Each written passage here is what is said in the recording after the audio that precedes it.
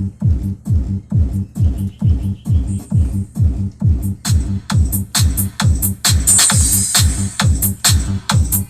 ito ngayon idol ano ang ating mixer at saka isang amplifier. So shoutout sa isa nating viewers na si Idol Darwin Yogon. So ang gusto na connection ng ating viewers ay through Bluetooth daw gamit ang mixer na hiwalay yung mid, high at saka low. So ito mga idol ano, ang ating Bluetooth connection ay ang control nito ay dito sa ating channel 6 and 7 ano na kung saan ang left and right channel natin, isa ang tone control ng low, mid at saka high. So pag tinanggal natin tong high, apektado yung magkabilaang channels. Hindi katulad nung gagamit tayo ng equalizer, kahit dito tayo mag-connect no, through Bluetooth, pwede natin mahiwalay yung mid, high at saka low pag may equalizer tayo ginagamit. Pag dito tayo mag-connection through Bluetooth ano. So ang gagawin nating setup ngayon idol ay para matugunan yung request nyo. So ito idol ano, gagamit tayo dito sa ating 4 and 5. So hindi tayo gagamit ng Bluetooth idol para mahiwalay natin yung mid, high at saka yung low.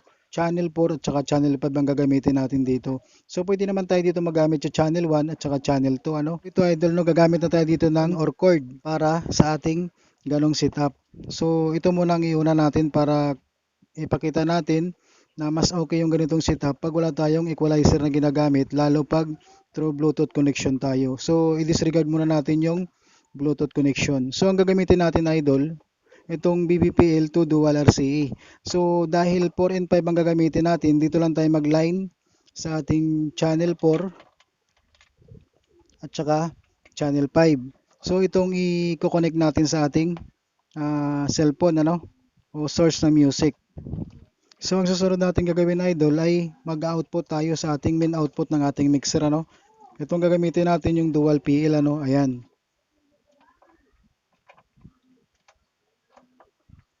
So, ang dual RCA naman dito sa input ng ating amplifier.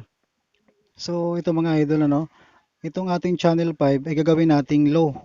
So, itong tatlong tone control natin mga idol, itong high, katulad nito no, ang high, ibaba natin to dahil gagamitin natin ito sa low, itong channel 5. Pati yung mid, ibaba din natin no. So, ang nakababa dito sa ating channel 5 ang high at saka yung mid. So, yung low natin naka 1 o'clock. Ayan. So dito naman sa channel 4, gagamitin naman natin to sa pang mid-high ano. So ang ibaba natin dito mga idol, yung pinaka-low niya. So ibaba natin 'yan. Bali ang mid natin dito at saka yung high naka 1 o'clock. So itong channel 4 gamit natin ito sa ating mid-high, ito namang channel 5 gamit naman natin sa ating low. So low lang ang naka-volume dito, dito naman sa channel 4 mid-high naman yung ating nakataas dito. So ito pala idol lang ang settings ng ating amplifier ano, ayan. So ang ating balance nakahap lang din dyan, yung low, mid at saka high niya nakahap lang din. So ayan ang ating settings sa ating amplifier. So sound check na natin yung ating mixer. So ayan ang gagamitin nating source ng music, yung cellphone na yan. So ito pala mga idol ano, muntik na natin makalimutan. Itong ating channel 5, yung pinakapan nito, naka-right channel siya.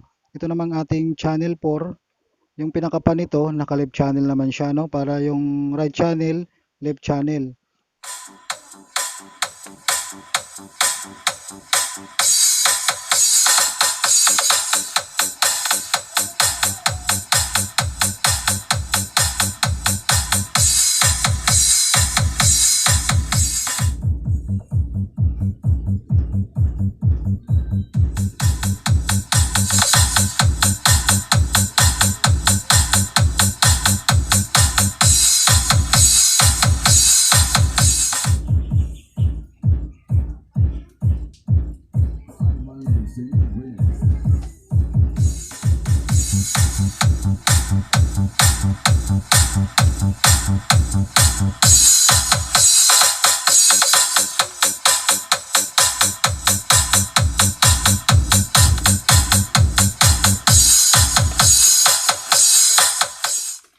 So ayun mga idol ano ang ating sound check. Ito yung pinaka-low natin, ito yung pinaka-high natin. So okay yung labas niya sa ganitong setup no, na ginamitan natin ng dalawang channel. So hiwala yung ating mid-high at saka low.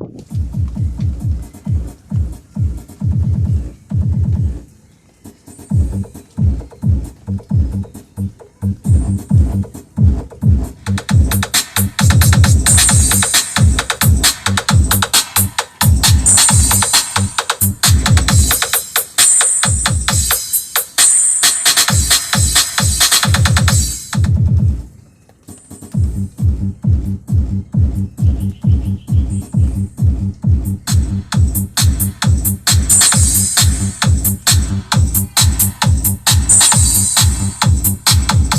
susunod naman natin gagawin idol, yung true Bluetooth connection ano. So ipapakita natin dito kung pwede nga ba gawin na hiwalay natin yung mid, high at saka low. So dahil lang ginagamit natin dito idol ay isang amplifier lang no. Yan ang request ng ating isang viewers na mixer lang at saka amplifier. So kung dalawa sanang amplifier ang gagamitin natin, mas madali yan ano, na ihiwalay natin yung mid-high sa isang amplifier, yung isang amplifier naman ay para sa low. So kahit isang amplifier yan idol, basta gumagamit tayo ng equalizer, yung left channel ay mid-high, yung right channel naman ay sa low. So madali natin gawin yan basta may equalizer. Ito idol na ipapakita natin. So ito mga idol ano, ang ating connection dito sa channel 4 and 5, alisin na natin to kasi mag Bluetooth connection na tayo ano. Ayan. Pero yung ating main out diyan pa rin yan dahil dito pa rin tayo mag-connection papunta sa ating amplifier. So yan naka Bluetooth na, magko-connect na lang tayo sa ating cellphone ano, magpipiring na lang tayo. So ito na mga idol ano, naka Bluetooth connection na tayo. Itong ating left channel, itong ating right channel. So isang tone control lang no. Hindi katulad nito kanina yung ginawa natin na may kanya-kanyang tone control. So ito i-check muna natin yung ating left channel.